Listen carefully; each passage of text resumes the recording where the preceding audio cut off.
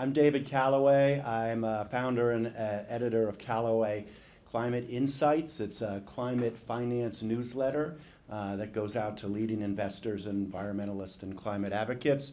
I do some work with The Independent and occasionally write for them, and I'm grateful to be here working with Zach and Jordy. And with me today is Sam Kiley. Sam is the World Affairs Editor for The Independent and a legendary journalist who spent most of the last 25 years covering conflicts across the world. In fact, I think he told me once that he's covered just about every one except for one or something like that. I'm the former editor of USA Today, and so I have a special place in my heart for foreign correspondence, and I've been looking forward to interviewing Sam. But before we get started, he just got back from a reporting trip, a climate reporting trip to Africa and Burundi in particular. I think it was generously funded by the Gates Foundation. Sam, Greg Jackson talked about 6 feet of higher seas in his previous speech, but I think you told me that Lake Tanganyika has risen 4 meters in the last 20 years? Yeah, just under, 2 meters in the last 20 years, another 2 meters projected over the next 10 years. So that's kind of what an extra 6 foot, and that's in a fairly benign landscape. I mean, if you're looking at a 2 meter or 6 foot increase in sea levels in the United Kingdom, for example, you'd be talking about the displacement of tens of millions of people, including my own home. So it really matters. But the really striking thing there, and the whole kind of point about this film that was funded by the Gates Foundation is because it takes a look at a part of the world that never gets looked at. And what that film goes on to describe, and we've got another one in the works already made about the DRC that isn't looking directly at climate change, but the other issues of aid and resource wars, is that you have pre-existing frictions all over the world.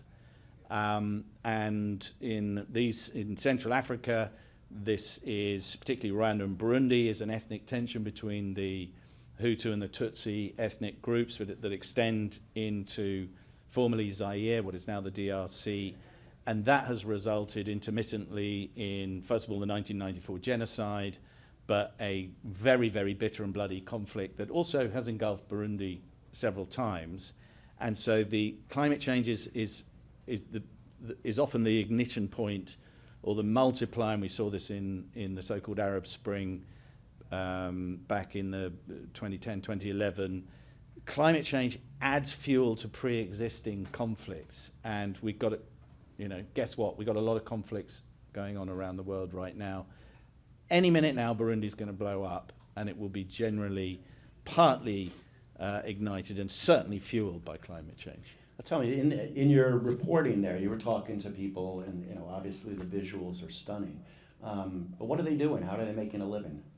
Well, the people who've been displaced from that area around on the outskirts of Bujumbura, they, as the film goes on to show, they've been parked on a hillside that actually ironically overlooks the DRC. So you can actually see refugees fleeing conflict as internally displaced people, this awkward term used by the NGO community, are living in essentially a refugee. They've got refugees looking literally down at the arrival of refugees from war. And what that means is that, particularly since the USAID cuts, but also British and other generally cuts to foreign aid, is that the administrations and the NGO, the humanitarian community, is having to make very, very problematic calls on who and how to fund people in desperate need. So what that means in terms of refugees is that their rations have been cut by 1/3 since March last year. They're probably going to get cut again. Similarly, health programs for the internally displaced people, or indeed work programs, have all been cut. All of that against a backdrop of national elections, and when Burundi has elections, it quite often has a coup, and there's always political violence. So this is making it incredibly tense. Have you seen any immediate reaction to the cuts in USAID?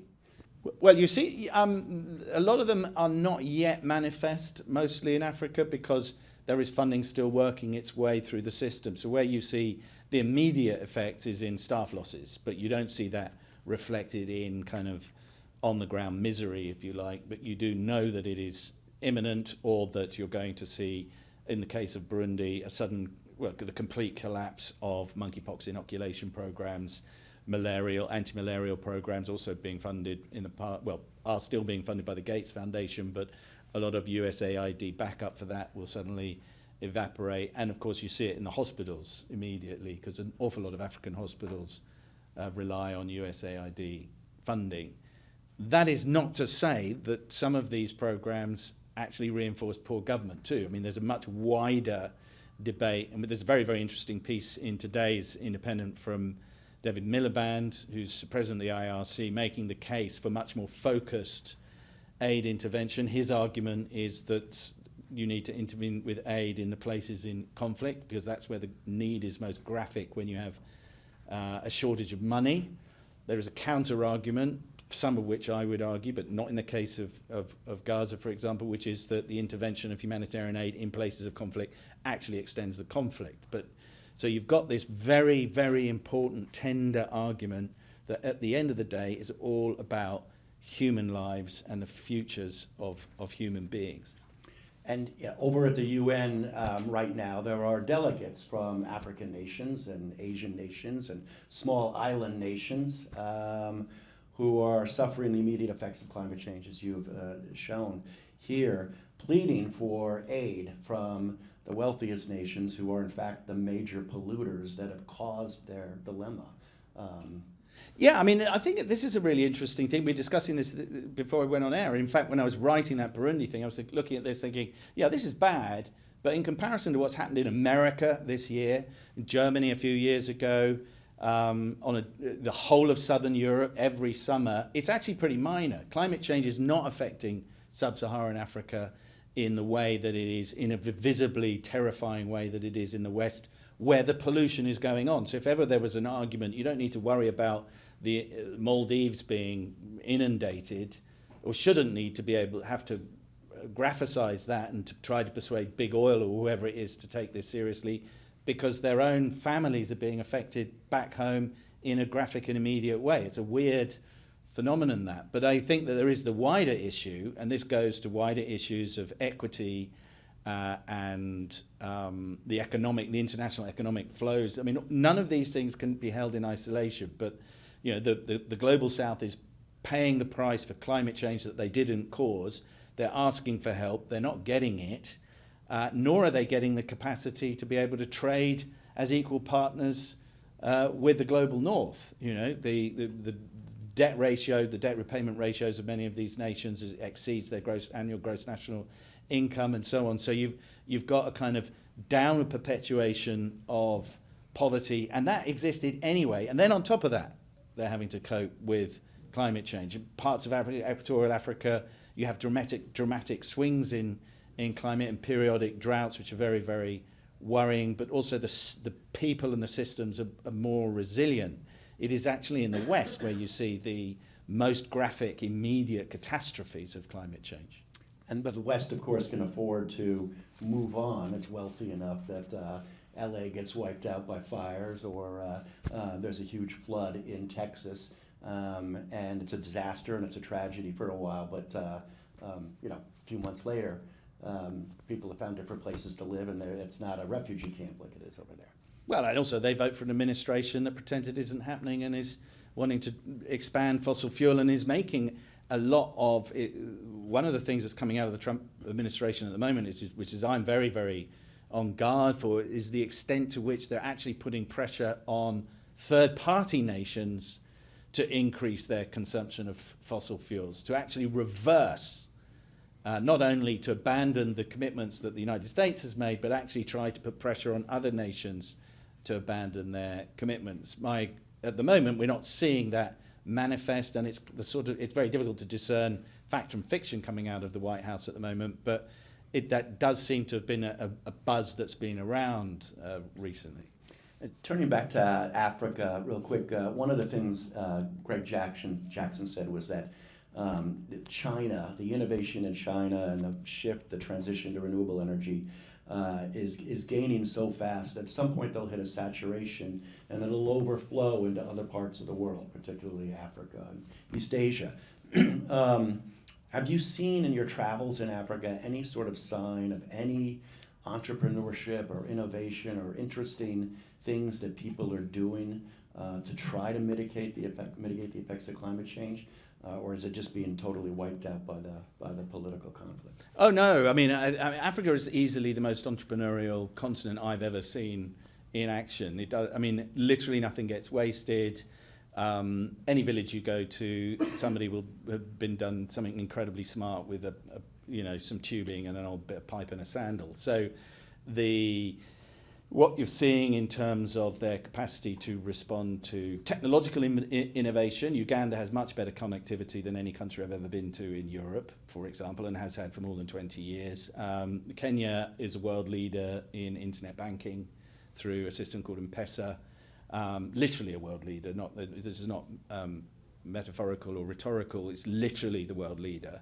And in terms of replacing power shortfalls with solar and wind, people are doing that independently. The countries that are sort of quote unquote better organized, such as South Africa, where Eskom, which is their major power generator, which is a sort of source of plunder for the central government, uses regulation to try to keep the deregulated green energy out of the system because they can't figure out a way to monetize it if people are just whacking a solar panel on the roof and installing a battery.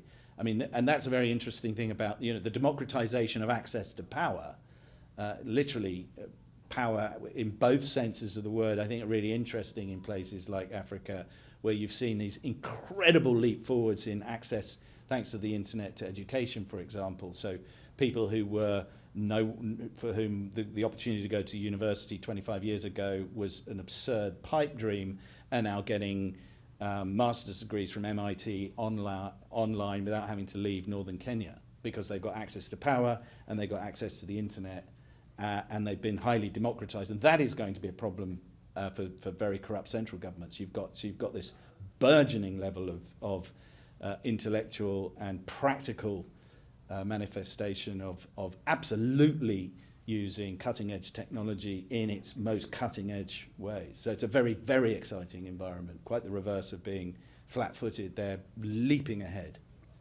Where do you see the potential for climate conflict kind of erupting next? What are we missing? There's a lot of, everyone over in the UN right now is talking about Gaza, obviously. They're talking about Ukraine, drones over Poland, drones over Oslo like last night. But where are you seeing the potential for conflict that we may be missing? Well, these are all the pre-existing conflict. Gaza, got the Israel-Palestine conflict, been going since 1947-48. The Ukraine invasion since 2014. They're not climate-driven. Where we have seen it was very strongly in the mass urbanization and then a collapse of the authoritarian economies across the Middle East in 2010, 2011, which gave rise to the so-called Arab Spring and then the chaos that followed. It didn't happen in isolation, but it was very much a fuel and an ignition point. Beth True, my colleague, was talking last year here about water wars. She's absolutely right. Access to water. Access to those resources that mean that you can escape the effects of climate change. We're going to see over the next 20 to 30 years a mass movement of people out of southern Europe. You can't live there anymore. It's 45 degrees centigrade. I know none of you understand centigrade, but I don't understand Fahrenheit. Really, really bloody hot desert levels of temperature in southern Europe that are unlivable. They're becoming impossible places to go on holiday.